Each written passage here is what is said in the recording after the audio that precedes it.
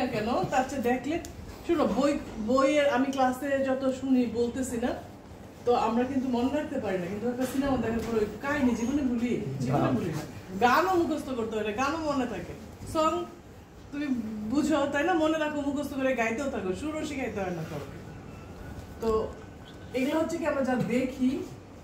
এবং প্র্যাকটিক্যালি করি হাতে বা যেটা অভিনয় করে দেখাচ্ছে এটা আমাদের জন্য বেশি রিয়েলিস্টিক হয় তো ওই জন্য আমরা যা করবো সেটা একটু দেখে নিলে পরবর্তী দুইটা ধাপ দেখো একটা হচ্ছে তুমি প্যাথোলজিক্যাল কন্ডিশন আর ফিজিওলজিক্যাল কন্ডিশন দুইটা ডিফারেন্সিয়েট করতে পারবা সেটা কিভাবে আমরা করব আমরা হয়তো অপারেশন করলে ওপেন করলে তুমি খুলে বের করে দেখতে পারলা কোনটা কোনটা কিন্তু আদারওয়াইজ আমরা যেটা আমাদের যেটা মানে রিপ্রোডাক্টিভ ডিজিজ ডায়াগনোসিস করা বলো প্রেগন্যান্সি ডায়াগনোসিসও করা দরকার হয় গরু তো আর বলতে পারে না আমি প্রেগনেন্ট বমিও করে না যে দেখে বুঝবো যে তার অ্যাবডোমিনালাইটিস কিছু হচ্ছে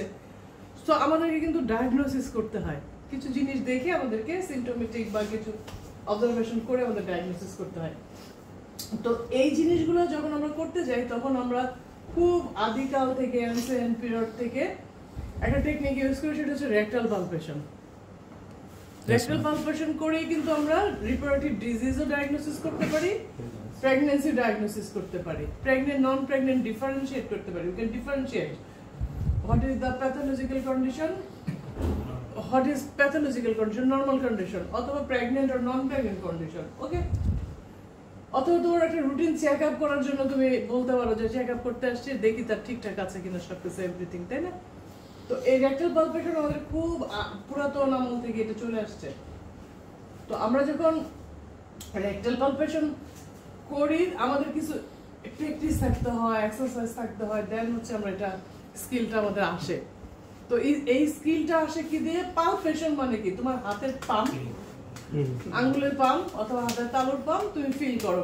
তার সাথে হাতের ফিল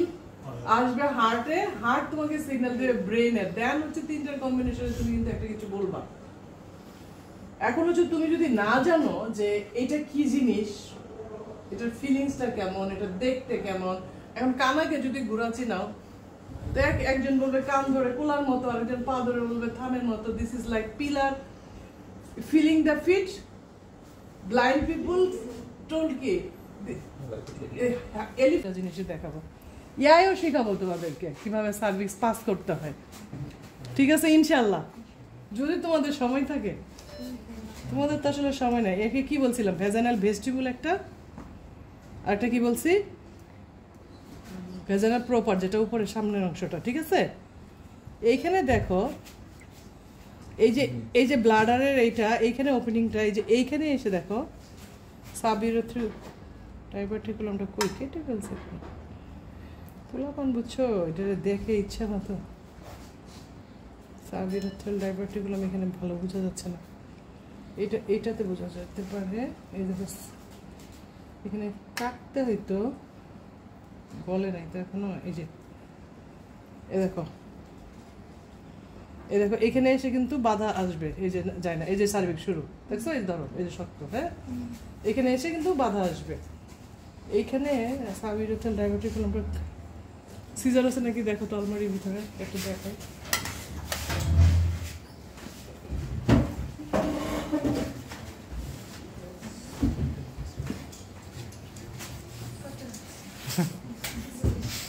আচ্ছা থাক এটা আমি পরে আরেকদিন দেখাবো তোমাদেরকে হ্যাঁ যখন আইআই দেখাবো